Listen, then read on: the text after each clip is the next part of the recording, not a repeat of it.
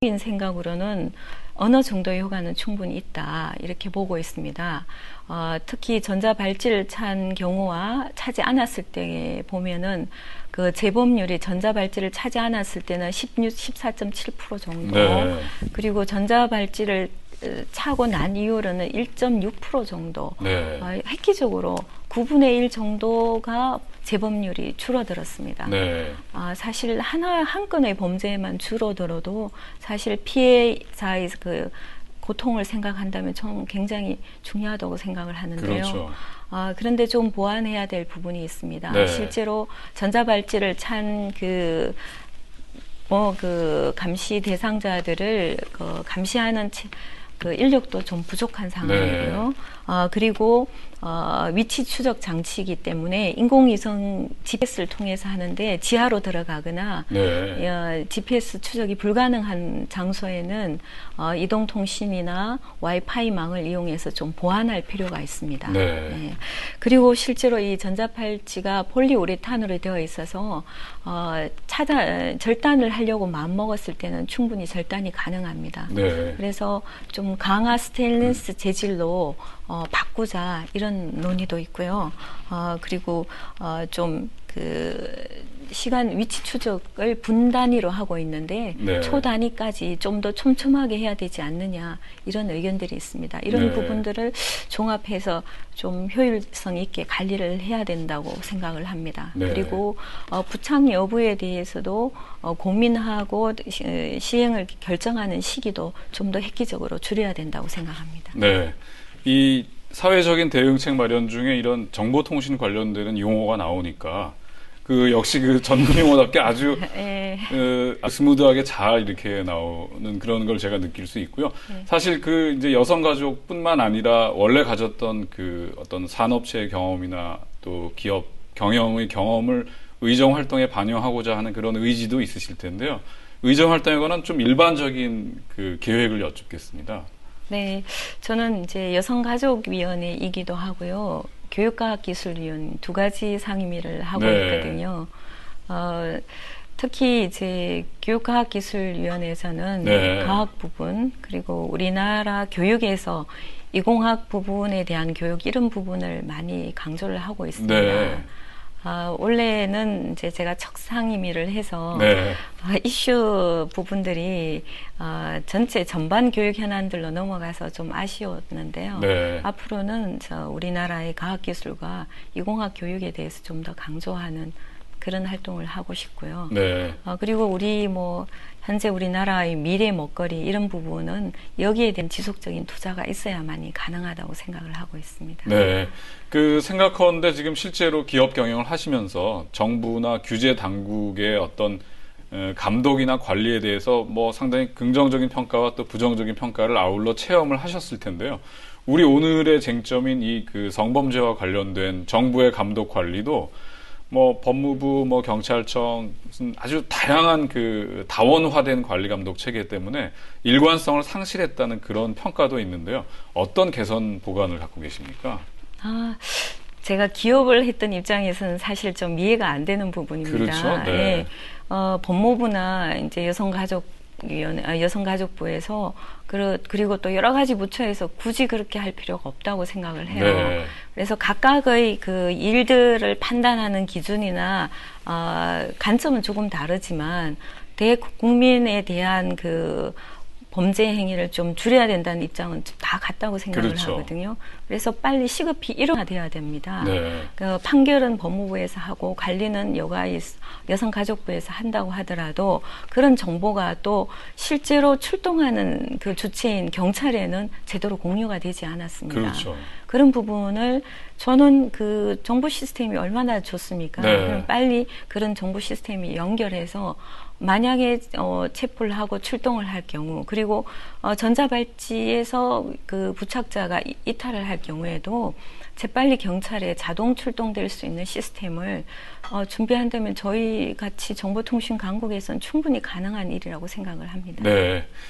조금 더 근본적인 문제를 여쭈면 지금 저희가 이제 대응을 하는 방안 중에는 법률적으로 이제 형벌에 해당하는 부분이 있고 형벌이 아닌 비형벌 부분이 있는데 그 당사자가 느끼기에는 뭐 전자발찌나 화학적 거세나 신상공개나 이런 것들이 그 역시 부담이기 때문에 형벌과 큰 차이가 없거든요. 그런 면에서 지금 논의되고 있는 보호 수용의 문제도 사실은 형벌이 아닌데 당사자한테 형벌이라는 것으로 지금 부담으로 다가간다는 점에서 좀 인권 침해 문제가 있고, 사회적으로 보면 범죄 예방 때문에 그것이 반드시 필요한 그런 부분도 있는데요. 두 그 긴장되는 어떤 그 철학 사이의 그 갈등, 이 보호 수용제와 관련해서 어떻게 푸는 것이 바람직하다고 보십니까? 그 보호 수용 같은 경우도 네. 전혀 범인이 아니고 범죄 사실이 없는 사람들한테 행해지는 제도가 아니고, 네. 이제 형기를 마쳐서 사회에 나왔을 때 적응 단계에 투입되는 부분인데요. 네. 실제로 이제 그 다른 어떤 범죄보다 성범죄의 경우에는 재범률이 많이 있습니다. 네. 그 부분에서 이제 여러 가지 인성적인 교화, 그리고 치료적인 상담적인 부분, 어떤 부분은 정신치료에 가까운 부분을 해줘야 되는 부분이 분명히 네. 있습니다. 그런 부분으로 봤을 때는 충분히 필요하다고 생각을 하고요. 특별히 꼭 보호 감호가 아니더라도 교도소 내에서도 이런 범죄자들은 특별히 분리해서 네. 교화 치료하는 형태가 반드시 투입이 되어야 된다고 생각을 합니다. 네. 예. 그 지금 뭐 보호수용제를 포함한 여러 가지 보안 처분, 사회적인 대응, 그러나 보다 근본적으로는 역시 폭력성을 제어할 수 있는 교육제도, 특히 이제 그것이 잉태되고 있는 지금 가정폭력의 문제 같은 것들이 결국 맞닿아 있는 사회적인 의제일 텐데요. 그 부분에 관한 어떤 성폭력과 관련된 그 우리 사회의 개선 움직임, 또 나름대로 준비하고 계시는 그 준비 상황을 좀 여쭙겠습니다. 예. 보통 우리가 이제 폭력이 발생하면은 사실은 굉장히 평온한 상황에서 아주 우발적인 경우는 극히 드물다고 봅니다. 네. 폭력은 내재성이 많이 들어있다고 보고 있거든요. 그래서 어릴 때부터 가정에서의 안정적이고 평화로운 상황에서 양육이 되면은 이런 부분이 많이 사라질 거라고 보고 있는데요. 네. 보다 더 시급한 부분은 우리 가정 폭력 자체에 현재도 희생을 당하고 있는 사람들이 많이 있습니다. 네. 그 부분 때문에 즉각적인 경찰 출동 조치가 있어야 되고, 현장에 출동했을 때 현행 범인 경우에는 체포가 가능하도록 법률안을 개정 발의를 했는데요. 네. 통상적으로 가정 폭력의 경우에는 어떤 생각을 많이 하느냐면 우리 가정의 일이다. 왜 제3자가 간섭을 하느냐, 이런 의식 때문에 가정폭력이 실제적으로 심하게 일어나는데도 불구하고 어떤 사회적 대응이 많이 약했었죠. 네. 최근에 일어난 일련의 사건들을 네. 봐서도 경찰이 적극적인 조치를 하고 또 거기에 대한 인식이 충분했다면 보호해 줄 수 있었던 일이 아닌가 이렇게 생각을 하고 있습니다. 네. 그래서 법 중에서 특별히 그 가정폭력에서는 그거를 다루고 있는 법관들이나 검사, 사법경찰관리 이런 분들이 가정폭력에 대한 인식이 널리 인식을 좀 넓힐 수 있도록 교육을 좀 강제하는 부분도 넣었고요. 그리고 실제 경찰이 현장에 출동했을 때도 체포가 자유로울 수 있도록, 네. 그리고 만취나 주치 상태에서 폭력을 행사할 경우 체포를 해서 24시간 동안 유치장에 1차 감금할 수 있도록 그런 법률안을 발의를 했습니다. 가정폭력이 가정 내의 일이라고 치부되기 때문에 실제로 거기에 대한 희생자에 대한 보호가 너무 없다는 게 굉장히 안타깝게 생각을 하고 있습니다. 네. 오늘 이제 말씀 나누는 가운데 마무리 말씀을 하실 시간인데요. 많은 이제 유권자들의 아마 음성이 지금 간절히 우리 강 의원님의 의정 활동을 기다리고 있습니다. 여성, 아동, 청소년, 또 가족의 구성원, 중소기업인, 또 지역의 주민들, 이런 여러 가지 그 간절한 음성 어떻게 의정 활동을 통해 보답하고 헌신할 것인지 오늘 마무리 말씀 부탁드리겠습니다. 사실 기업을 할 때는 몰랐던 많은 여러 가지 사안들이 국회에 들어오면서 많이 느끼게 되었습니다. 네. 사실 24시간이 부족할 정도로 시간이 좀 아깝고 부족한 그런 상황인데요. 네.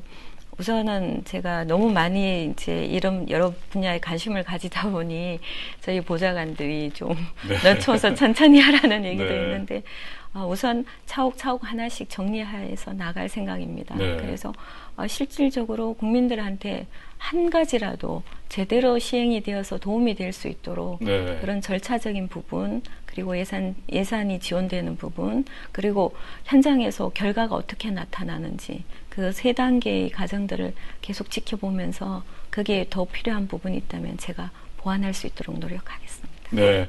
오늘 그 시청자분들이 아마 그런 그 세심한 또 정책상의 아주 꼼꼼한 그 일 처리와 또 강한 의지를 동시에 느끼는 그런 대담이 아니었나 싶습니다. 오늘 말씀 고맙습니다. 네, 감사합니다. 끔찍한 범죄가 일어나고 세상을 떠들썩하게 할 때마다 치안 당국과 정부에서는 강력 대응을 천명하고 또 종합 대책을 내놓고 있습니다. 그런데 상황은 개선되는 게 그다지 많지 않고요. 매번 비슷한 이유로 강력 범죄가 되풀이되고 있는 실정입니다. 임기응변식 대응과 대안이 아니라 불합리하고 복잡한 체계와 범죄자 관리를 일원화해서 보다 근원적인 사회 안전망이 구축될 수 있도록 정치권의 적극적이고 강력한 대책 마련이 필요한 시점입니다. 오늘 강은희 의원님과 함께한 국회 생생토크 여기서 마칩니다. 안녕히 계십시오.